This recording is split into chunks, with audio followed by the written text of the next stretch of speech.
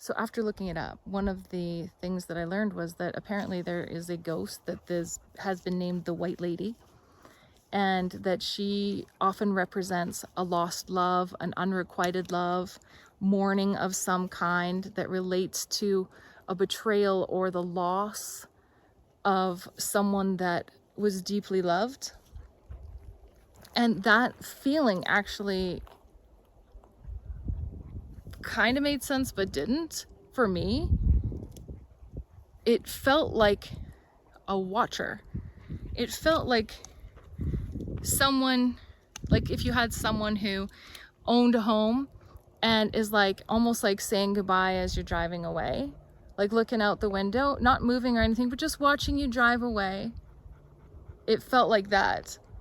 Not of deep sadness or mourning, but just, oh, there you go. And I'll be here when you get back.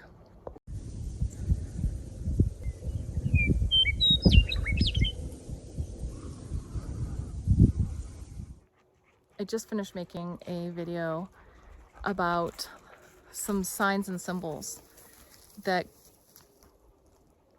were trying to attract my attention, saying,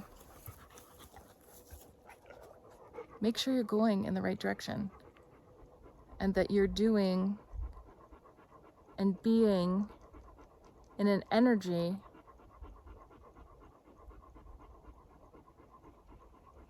that serves you and your purpose moving forward.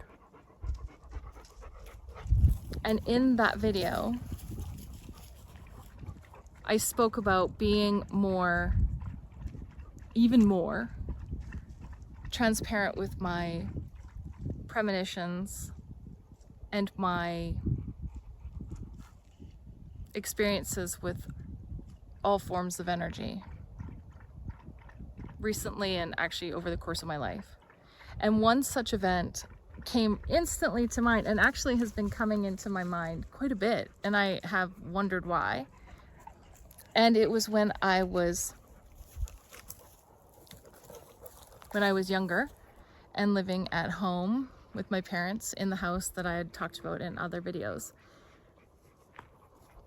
There was one day in particular, we had many events happen in this house, and not just by me, but by many people. But I generally was always present. And my mom and I were backing out of the driveway. And as you backed out of the driveway, you see obviously the front of your house. And our kitchen was in the front with a big window. And as my mom was like looking over her shoulder as she's backing up, I'm looking straight ahead. And I say, who is that lady in our kitchen? And I had to be probably like 10, 11. And she turned around and she looked and she's like, there's no one in the kitchen. And then when she looked at the kitchen window, she goes, she says, oh my God, other words too. And she said, we both just stared. We both stared. And it was this white woman, a woman dressed all in white. Like white, like the white of her face was as white as this dress, and almost had like a headdress hanging down. And the only way for me to describe it would be someone who looked kind of like a bride, because I had no experience in anything else other than being to weddings and funerals. And had pulled the curtain back and was looking out the kitchen window. And as still could be. And when my mom and I looked at my mom and she looked at me like, what the is that? When we looked back, she was gone. And it's interesting that she keeps popping into my head, because I have seen this figure so many times over the course of my life, of course, become comfortable with seeing things and people and energy and many different things. So it wasn't a big deal as I got older, but when you're younger and you're trying to logically put it in the box it belongs so that you can continue to live in society, it was something that just imprinted. So after looking it up, one of the things that I learned was that apparently there is a ghost that has been named the White Lady, and that she often represents a lost love, an unrequited love, mourning of some kind that relates to a betrayal or the loss of someone that was deeply loved. And that feeling actually kind of made sense, but didn't for me. It felt like a watcher. It felt like someone, like if you had someone who owned a home and is like almost like saying goodbye as you're driving away, like looking out the window, not moving or anything, but just watching you drive away. It felt like that. Not of deep sadness or mourning, but just, oh, there you go. And I'll be here when you get back. And so I took it. I just was like, okay, that I didn't dig too much into that. But a few months ago, one of my cousins who's so fantastic at doing research on our ancestry caught my attention when she posted about us being the 21st generation of the White Witch.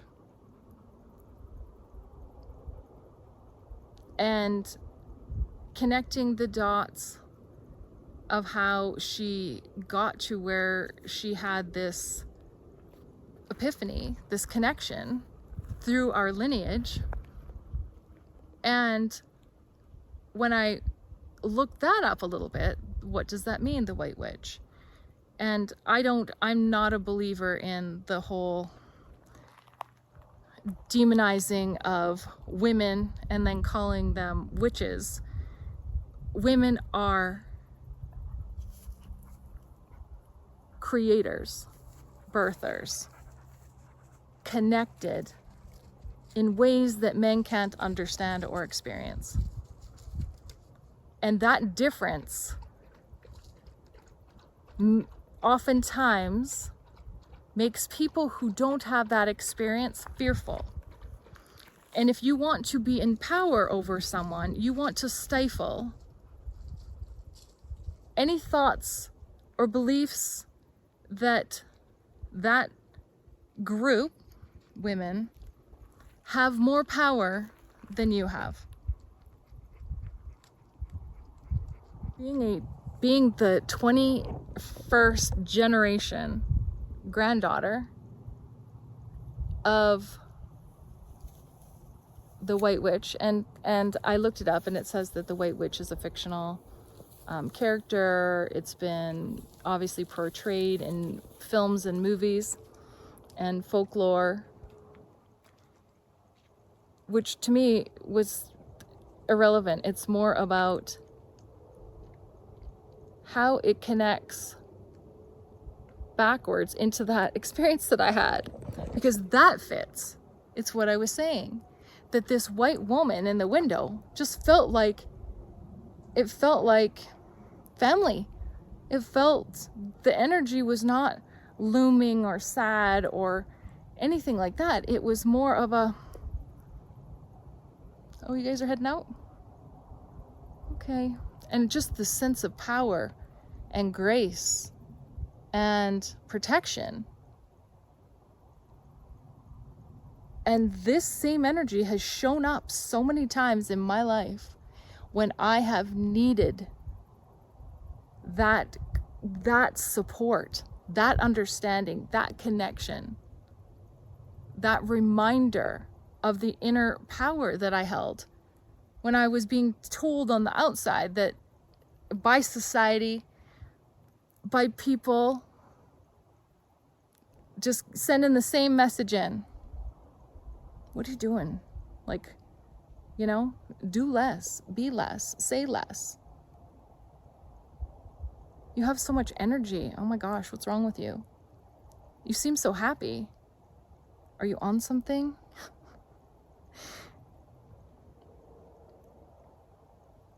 Having that kind of force that shows up in your life in perfect timing and validates and supports the shift that you know you need to make, that's amazing.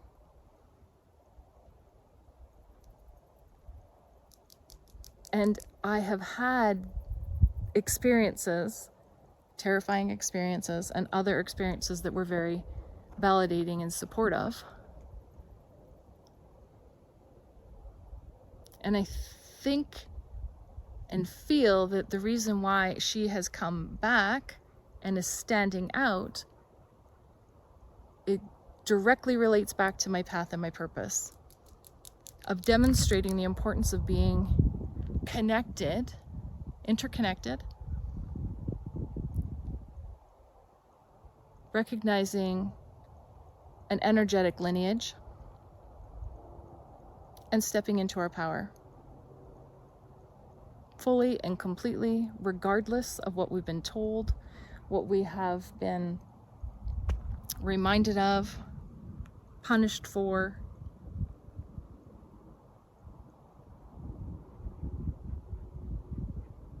To not tell the same story.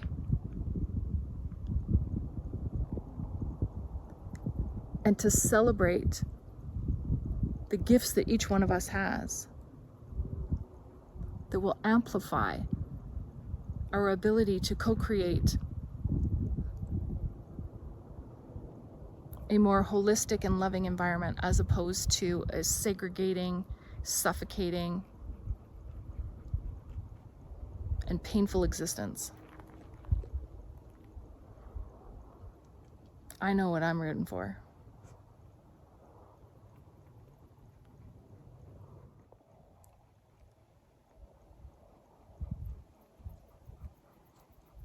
Take some time to dig into your lineage and to see what your family and your ancestors had to move through to be in this place and space for you to be able to express yourself fully, openly, authentically, with empathy and kindness, but not as a fool. You can be vulnerable and not gullible. Those are two completely different things. Letting go of that narrative that says, don't share that, be cautious of this, be mindful of that, someone's going to come in and stifle you. What if they don't? What if you just speak your authentic experiences and beliefs, and they connect with someone, and that connects with someone else, and then suddenly there's an entire community that feels validated, heard, seen, and that is coming together for good, for the good of a greater collective, supporting, encouraging, fueling positivity as opposed to fear-mongering.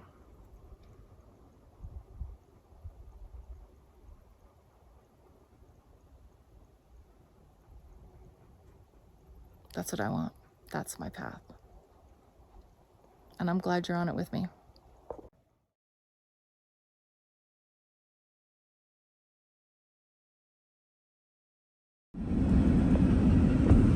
Okay, so a mom and her baby bear is right up here.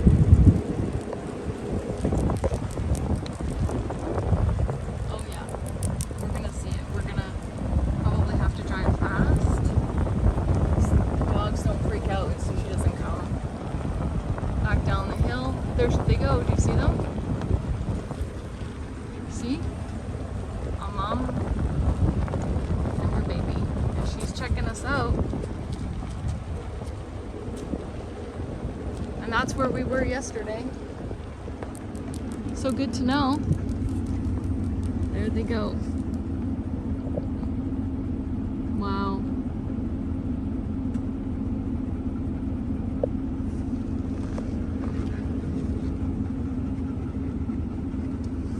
I see you, Mama. You take your baby. I'm not coming.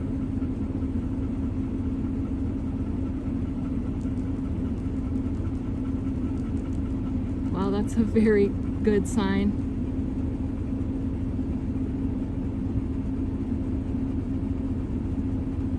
Okay, I'm gonna keep driving so she can relax.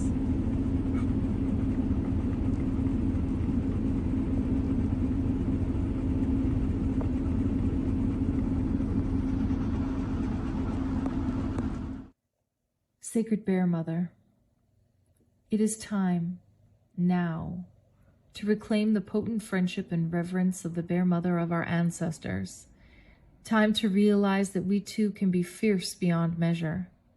We too can be a healing blessing for our community. Bear Mother is more than an ally and an inspiration. She is a powerful guardian spirit. With all that we are presently facing in national and world politics, global changes, and personal survival challenges, we need her. We need to become her as our ancestors did. We need to act with her agency. Get your claws ready, your thick protective coat wrapped snugly around your shoulders. Do not fear to bare your teeth. Today we honor Bear Mother, and we feel her awakening in all of her glory within us. So may it be.